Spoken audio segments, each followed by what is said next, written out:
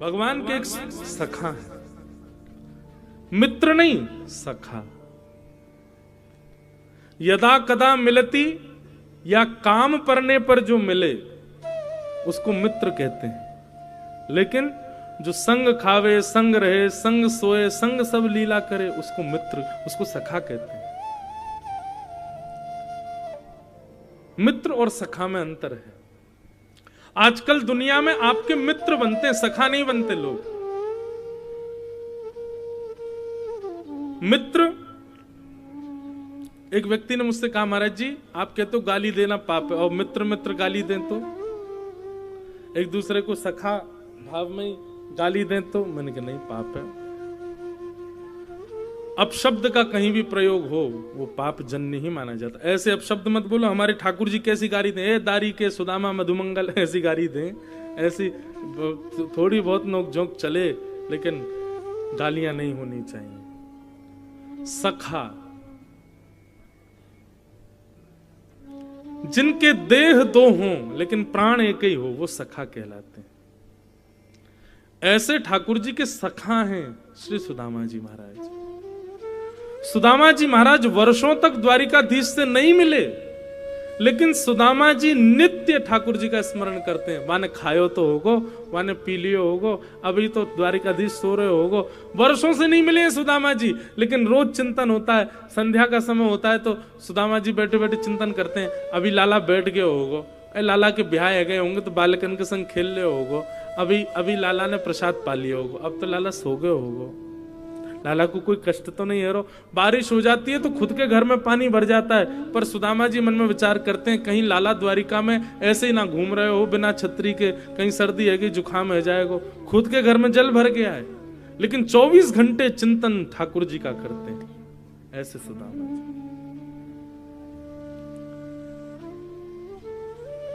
ऐसा नहीं है बंधुओं की ये प्रेम हम लोगों के अंदर नहीं है, पर हमारा प्रेम अपने ही संसार के लोगों से होता है, उन लोगों से जो मिथ्या हैं, जो प्रेम करना जानते नहीं। क्या मां नहीं करती अपने पुत्र से? हर कोई बालक बाहर पढ़ता है या बाहर चला जाता है तो मां उसको हर 2 घंटे में फोन करेगी, पूछेगी तुमने पाया, तुम अभी देखो सर्दी चल रही है, टोपा पहना, ऐसे किया। ये सब एक संसार जन्य प्रेम हम लोग करते हैं, परंतु सुदामा जी का ये प्रेम ठाकुर जी के प्रति है। सुदामा जी मिलने नहीं जाते हैं द्वारिकाधीश से, पर दूर बैठे बैठे चिंतन उन्हीं का ही करते रहते हैं। वर्षा हो जाए तो ये सोचते हैं लाला ने पतोना छतरी लगाई होगी कि नहीं, सर्दी हो जाए लाला पतोना कंबल ओढ़ो होगो कि नहीं। ऐसी भक्ति श्री सुदामा जी की, ऐसे सखा हैं श्री सुदामा जी।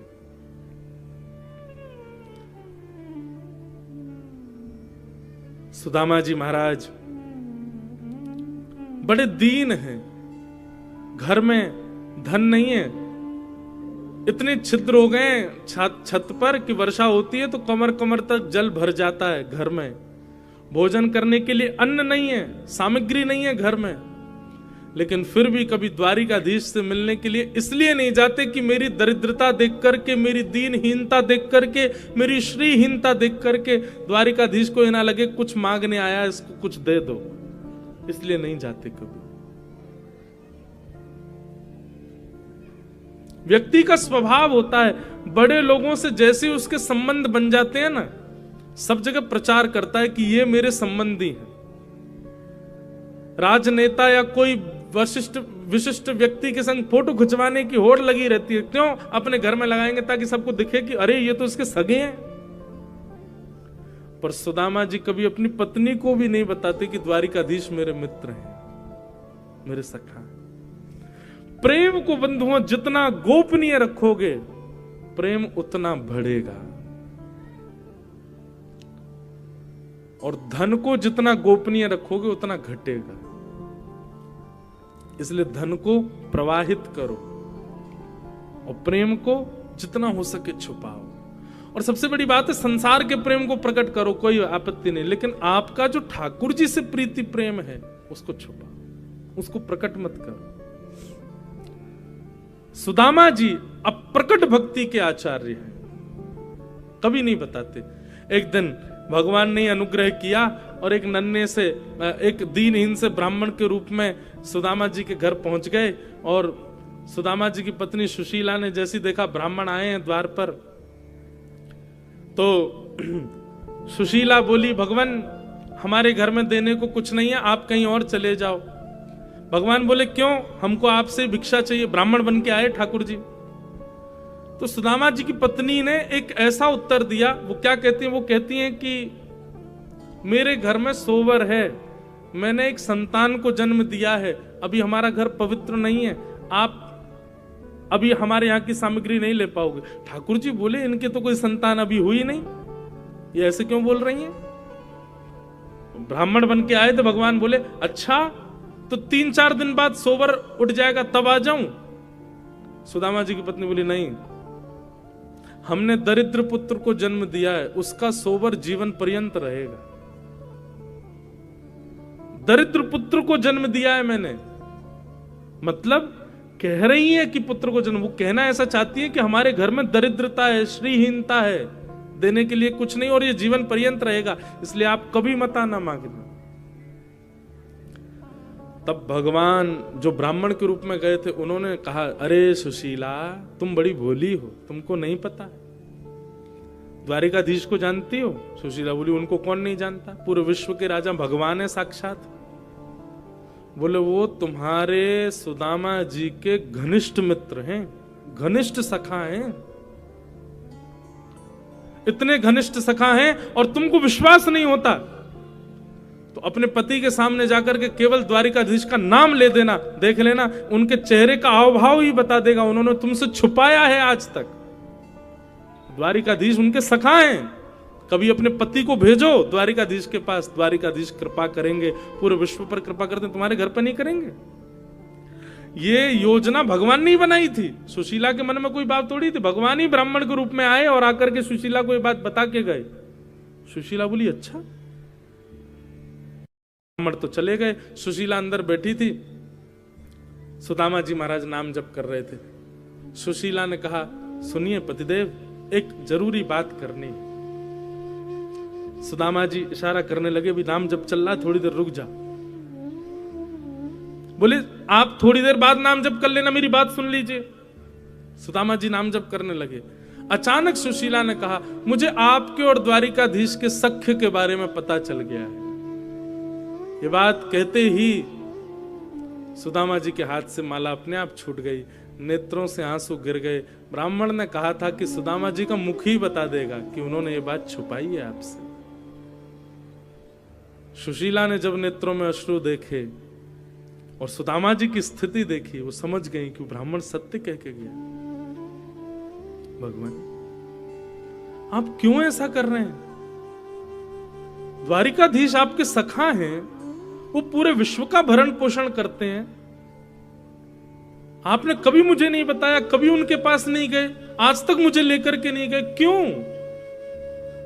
आपको अच्छा लगता है बच्चे भूखे सोते हैं, हमारे घर में 4-4 दिन तक भोजन नहीं बनता। सब पर कृपा करने वाले द्वारिकाधीश आपके सखा हैं, आप इस बात को छुपाए बैठे हैं। सुदामा जी महाराज बोले, देवी, बस इसी भय से मैं कभी नहीं बताता था, क्योंकि अगर मैंने कभी बताया तो तुम यही सब बोलोगी कि उनके पास चलो, उनसे मांग के आएंगे, वो थोड़ी कृपा करेंगे, हमारा घर संवर जाएगा, बच्चों को भोजन मिल जाएगा, घर में सामग्री आ जाएगी।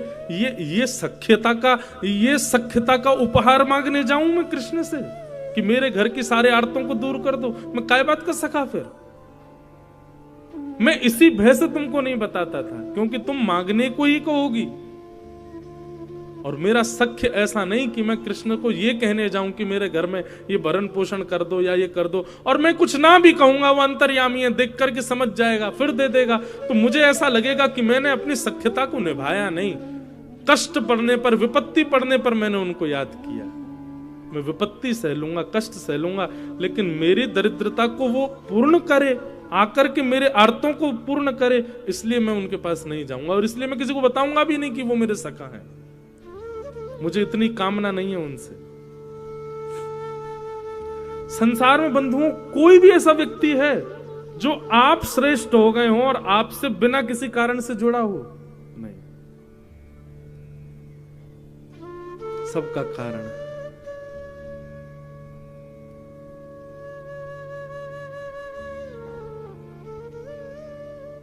ये सुदामा जी का प्रेम है। वो जीवन पर्यंत भूख में निकाल देंगे, जीवन पर्यंत टूटे हुए घर में रह लेंगे, लेकिन कृष्ण के पास इसलिए नहीं जाना चाहते हैं कि मेरे आर्तों को वो पूर्ण करे। ये मेरे सख्य का भाव नहीं है।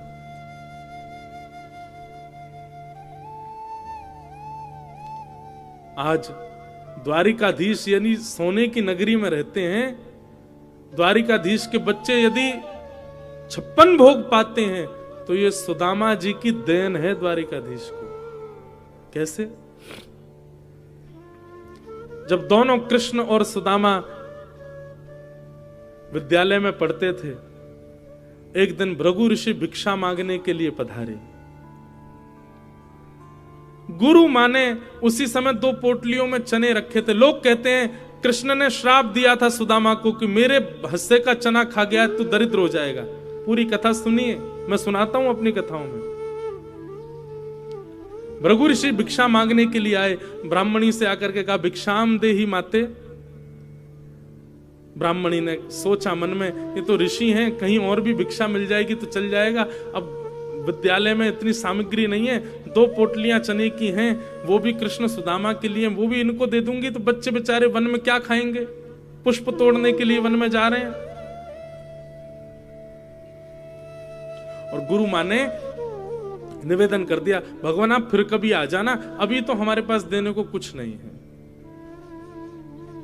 भृगु ऋषि थोड़ी दूर गए, जाकर के नेत्र बंद करके देखा इतने बड़े गुरुकुल में हमको देने के लिए भिक्षा नहीं है। तभी उनको दिव्य दृष्टि से दिखा कि 2 पोटली चने की रखी हैं, जो कि कुछ बालकों के लिए मां ने लोभवश बचा के रखी है। श्राप दे दिया भृगु ऋषि ने, मां जिन बालकों के लोभ में आकर के तुमने, मोह में आकर के मुझे भिक्षा देने से मना किया है ना, मैं श्राप देता हूं, इन चनों को वो बालक खाएंगे, इन चनों को खाते ही वो श्रीहीन हो जाएंगे, लक्ष्मी चली जाएगी उनके घर से। सुदामा जी वहीं एक वृक्ष के नीचे बैठ करके तुलसी तोड़ रहे थे और सुदामा जी ने यह श्राप सुन लिया कि भृगु ऋषि ने श्राप दिया है, उन चनों को जो पाएगा वो श्रीहीन हो जाएगा। दौड़ करके आए, देखा कि कहां है चने, किसके लिए चने। तभी जैसे ही सुदामा जी आए दौड़ते हुए, हाँफते हुए, तुरंत माने आकर के, सुदामा मैं तुझे ही ढूंढ रही थी, ये ले, ये चने की पोटली है, ये एक तेरी एक कन्हैया की है और उसको खिला देना। मैंने उसको भी बता दिया है, तुम दोनों वन में जा रहे हो लकड़ी तोड़ने के लिए, आदि सब सामग्री लेने, प्रेम से पा लेना। इतने में ठाकुर जी भी आ गए। हाँ सुदामा जी आप धल ले हो, प्रेम से पाएंगे वन में। अब सुदामा जी कुछ कहते तो मन में विचार करते, यदि मैंने बता दिया तो ये पोटलियां फिकवा दी जाएंगी, फिकवा दी जाएंगी तो अंकुरित हो जाएंगे, अंकुरित होकर कोई और खाएगा, वो श्रीहीन हो जाएगा। और कृष्ण के पक्ष के भी चने इसमें हैं। सुदामा जी ने मन में विचार किया, आज अपने सखा को सख्यता का उपहार देने का दिन आया है। और वन में जैसे ही सुदामा जी और कृष्ण गए, एक ऊंचे वृक्ष की डाल देख करके सुदामा जी समझ गए, बोले कन्हैया वृक्ष में चढ़ने में बड़ा ढीला है, देरी से चढ़ पाता है। सुदामा जी बड़े निपुण हैं। एक ऊंचे वृक्ष को देख करके सुदामा जी दौड़ करके उसके ऊपर चढ़ गए, जाकर के डाल पर बैठ गए। ठाकुर जी धीरे धीरे चढ़ रहे थे नीचे से, इतने में सुदामा जी ने पोटलियां खोली और लेकर के चने भरने लगे मुख के अंदर। ठाकुर जी ने चढ़ते चढ़ते देखा, ए सुदामा अकेलो खा रहा हो, एक पोटली मेरी है, वो धर लियो बचा के, मैं आ रहा हूं ऊपर, बहुत तेज भूख लगी है, मैं भी पाऊंगा। सुदामा जी मन में विचार करने लगे, लाला तू सदा प्रसन्न रहे, लक्ष्मी में खेले, लक्ष्मी तेरी पत्नी बने, तू सदा, तेरे जीवन में कोई कष्ट संकट नहीं आवे, मेरे बट की भी लक्ष्मी तेरे पास आ जाए, ऐसा मेरा उपहार है तुमको। और ठाकुर जी के पक्ष के चने भी ठाकुर जी देखते रह गए, सुदामा जी सब पा गए। भगवान भले ही नाराज हुए, भगवान भले ही सुदामा जी से रूठ गए, भगवान ने भले ही कुछ अपशब्द कहे, पर सुदामा जी ने ठाकुर जी को गले से लगा लिया बोले लाला तू बस सदा खुश रही हो, तू सदा प्रसन्न रही हो, तेरे जीवन में कोई कष्ट नहीं आवे, बस ये मेरी मंत्रणा है। बोले काय बात की मंत्रणा तेरी, तू मेरे पक्ष के चना खा गए हो और यूं कह रहे हो कि मैं सुखी रहूं। सुदामा जी रोने लगे, कैसे बताऊं श्याम सुंदर। कुछ दिनों के बाद विद्यालय छूट गया और ठाकुर जी मथुरा चले गए, सुदामा जी वापस अपने स्थान को चले गए। धीरे धीरे धीरे सुदामा जी के घर की सब श्री चली गई, श्रीहीन हो गए। सब दुखी होते पर सुदामा जी दुखी नहीं होते। क्यों? क्योंकि सुदामा जी को पता है मेरी जितनी श्री है वो सब जा कहां रही है, बोले ठाकुर जी के पास जा रही है, ये मैंने उपहार दिया है। कभी कभी मैं मन में विचार करता हूं, कह भी देता हूं कथा में कि द्वारिकाधीश लक्ष्मीपति हैं, द्वारिकाधीश द्वारिका के राजा हैं, पर पूरी द्वारिका सोने की जो है ना, ये पूरी द्वारिका में जो सोना है ये सुदामा जी की भेंट है द्वारिकाधीश को। ये सुदामा जी के पक्ष की लक्ष्मी है द्वारिकाधीश के पास। ऐसे सखा हैं श्री सुदामा जी। आज पत्नी ने सौगंध दे दी, बोले तुमको जाना पड़ेगा द्वारिकाधीश के पास, जाओ, मेरी सौगंध है तुम्हें। सुदामा जी तो नहीं चाहते थे कि इस भाव से जाऊं कि कुछ दें, लेकिन पत्नी ने सौगंध दी तो सुदामा जी एक पोटली लेकर के आई थी, वो लेकर के चलने लगे द्वारिका की ओर। रास्ता भटक गए, चलते चलते महीनों लग गए। तब एक नदी के किनारे सोए, परंतु जब उठे तो द्वारिकापुरी पहुंच गए थे। जय श्री कृष्ण नाम की ध्वनि चारों ओर गूंज रही थी। सुदामा जी ने पूछा, भैया ये कौन सी नगरी है, हम तो कहीं नदी किनारे सोए थे, यहां कैसे पहुंच गए?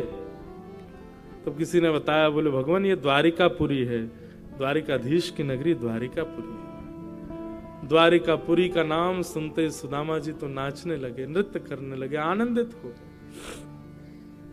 अब कन्हैया नहीं भी मिलेगो तो भी मेरो मन राजी रहेगो। क्यों? मैं द्वारिका तो पहुंच गयो, शायद इन्हीं मार्गन पे कन्हैया घूमता होगो, इन्हीं रस्तान ते जाता होगो, इन्हीं लोगन ते मिलता होगो, इन सबन ते मैं मिल लियो, मेरो मन तो शांत है गयो, चलूं वापस, बस मेरो काम तो है गयो। इतने में ही संतोष करके वापस जाने को तैयार हुए। तभी मन में विचार किया, एक बार कन्हैया की झलक तो देख चलूं, दिखे कैसे।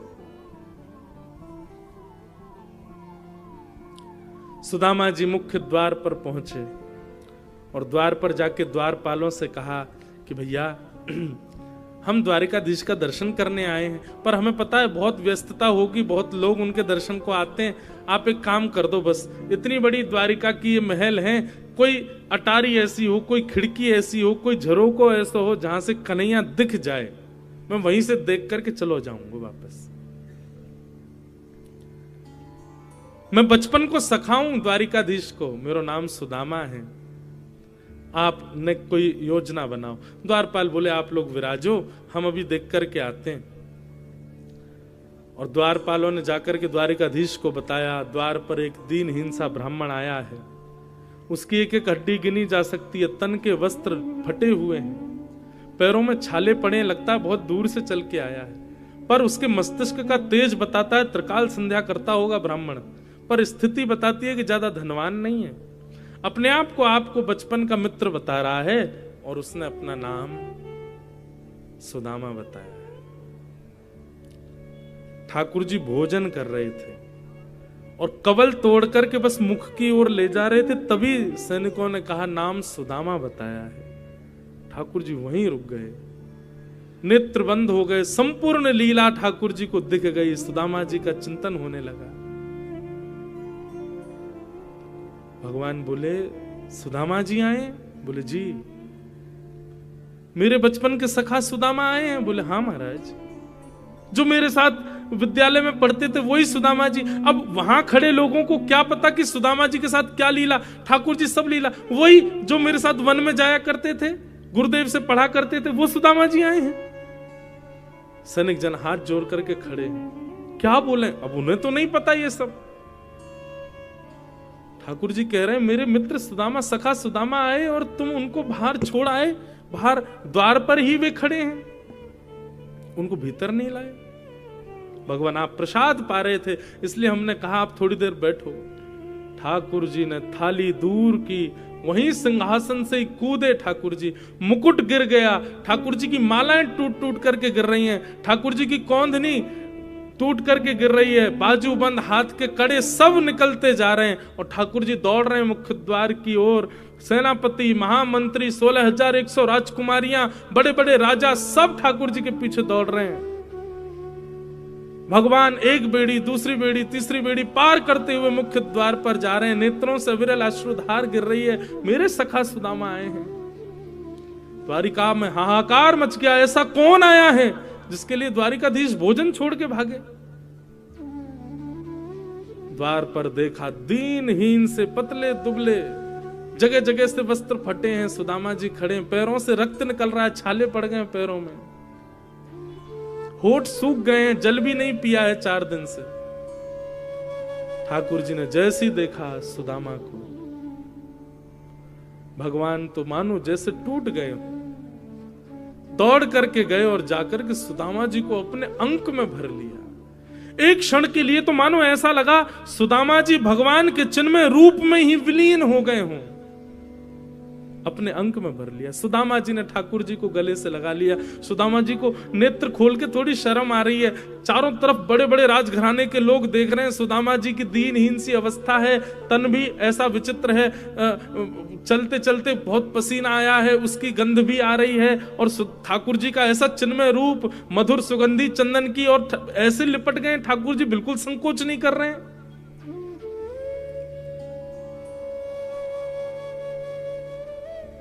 सुदामा जी के मन में आ रहा है, इतना सुंदर, इतना बढ़िया स्पर्श है ठाकुर जी का, मेरा निष्ठुर हड्डियां चुभ रही होंगी ठाकुर जी को। सुदामा जी दूर करते हैं लाल जी को, लाल जी फिर पकड़ करके अपने अंग से लगा लेते हैं। सुदामा जी बार बार ठाकुर जी के हाथों को दूर करते हैं और ठाकुर जी फिर पकड़ करके अपने अंक में ले लेते हैं। इस दृश्य को देख करके पूरी द्वारिका भाव विभोर हो गई, सबके नेत्र सजल हो गए। सुदामा जी के सुंदर उस रूप को देख करके ठाकुर जी ने अपने मानो नेत्रों के आंसुओं से ही सुदामा जी का जलाभिषेक कर दिया हो, इतने रोए ठाकुर जी। हाथ पकड़ करके सुदामा जी को अपनी द्वारिका नगरी में भीतर अपने सिंहासन की ओर लेके जा रहे हैं।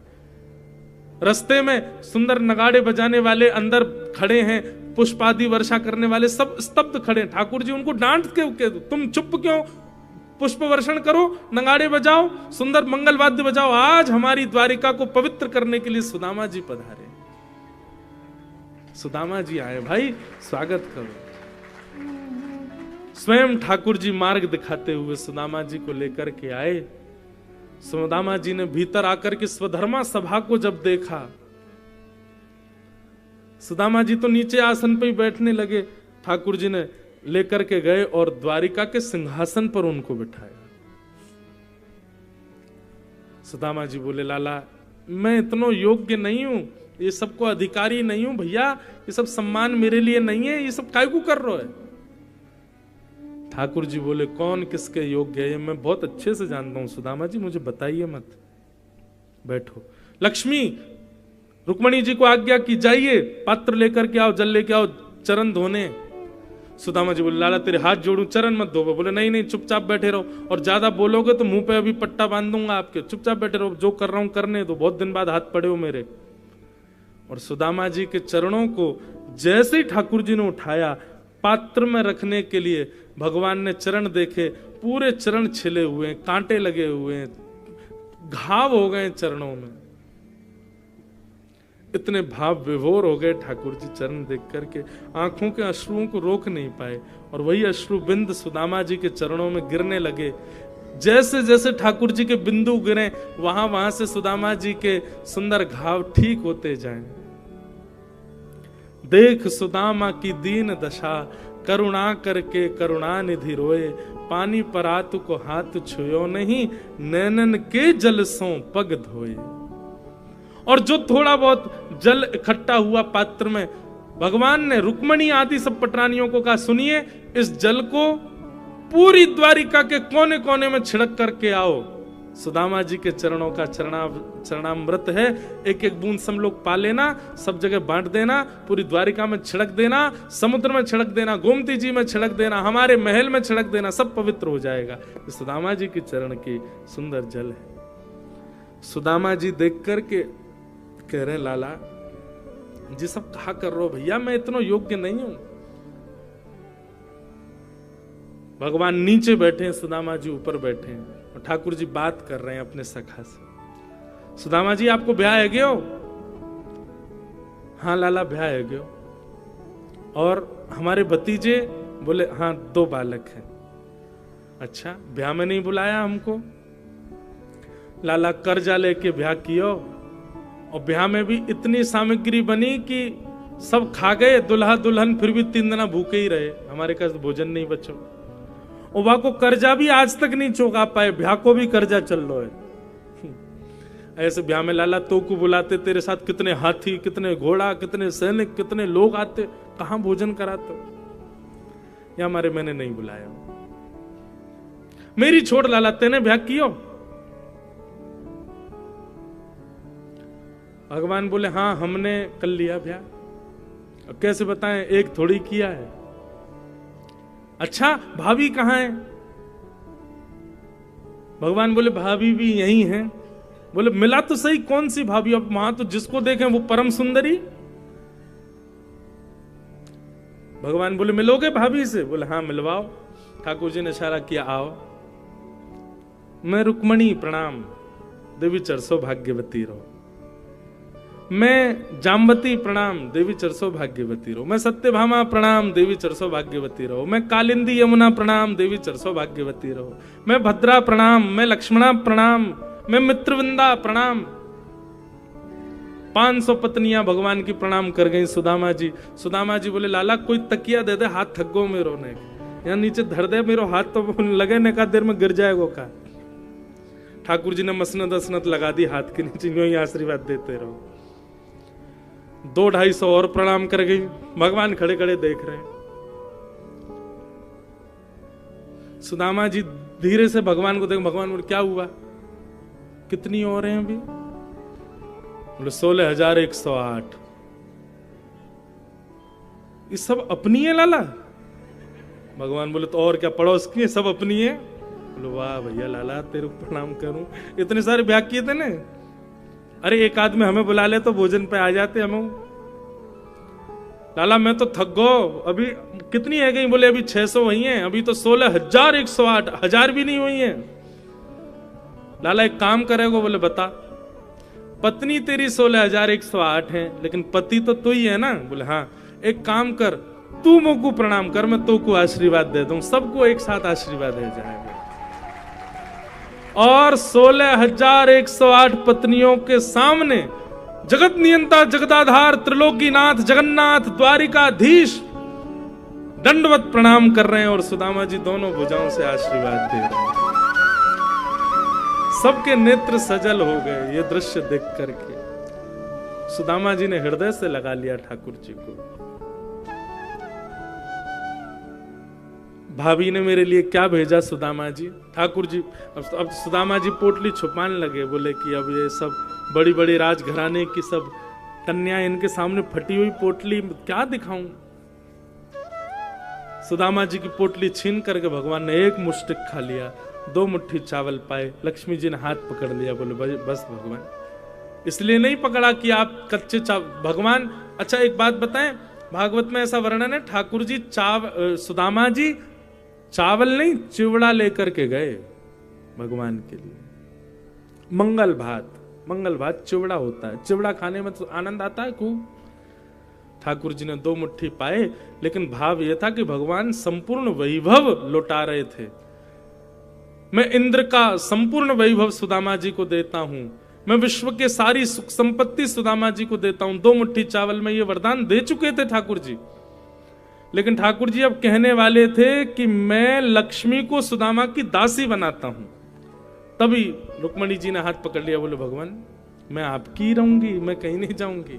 ये तीसरा मुट्ठी नहीं पाई है। तब भगवान ने 2 मुष्टिक चावल पाए। फिर उसके बाद सुदामा जी ज्यादा दिन द्वारिका रुके नहीं, वापस चले गए। सुदामा जी लौट करके गए तो देखा सुंदर भवन खड़े हैं, महल खड़े, अटारियां, आहा सोने की नगरी पूरी। सुदामा जी बोले भैया ये क्या है?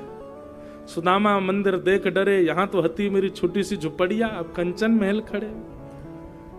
सुदामा जी ने पत्नी से कहा देवी सोने की बनाओ रोटी, चांदी की बनाओ दाल और हीरा की बनाओ चटनी, प्रेम से पाओ। हम तो जा रहे हैं वन में, भजन करेंगे ठाकुर जी का। क्योंकि एक बात बंधुओं याद रखना, बहुत व्यवस्थाओं में रहने वाला व्यक्ति भगवत भजन नहीं कर सकता। जो बहुत व्यवस्थाओं में रहता है वो अनुष्ठान कर लेगा, वो पूजा कर लेगा, वो ठाकुर जी के दिव्य दिव्य मंगल मनोरथ कर लेगा, लेकिन साधना और ध्यान और नाम जप ये व्यवस्थाओं में रहने वाला नहीं कर पाएगा। सुदामा जी वन की ओर जाने लगे, इतने में ही भगवान प्रकट हो गए और सुदामा जी से बोले अगर संपत्ति मेरे द्वारा प्राप्त हुई है और संपत्ति का सर्व फल मैं ही हूं, क्योंकि सुदामा जी आप कुछ भी अपने लिए